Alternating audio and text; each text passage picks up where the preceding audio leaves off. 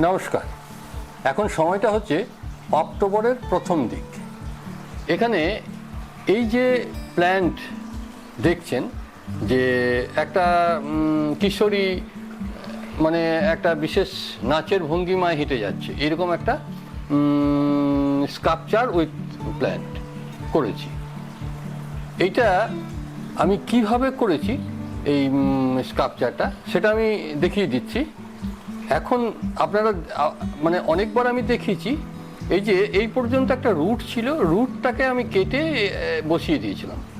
তারপর সেটার থেকে আস্তে আস্তে এই দুটো মাত্র ব্রাঞ্চ বেরিয়েছিল। এই কাপটাতেই সেট আছে, আমি এটাতে করে রেখেছি উল্টে পড়ে যাতে না যায় এবং দু চারটা রুট নিচের দিকে চলে যায়, কারণ যখন আমি এই কাজটা করলাম তখন একটু জখম হয়েছিল বলে। এখন দেখুন কলি বেরোতে শুরু করে গেছে, যার ফলে এখন যদি আমি কাপটা তুলেও রাখি চলবে, কিন্তু যেহেতু এই সময়টা একটা মানে ডরমেন্সিতে ঢোকার সময়, তাই আমি বেশি রিস্ক নেব না।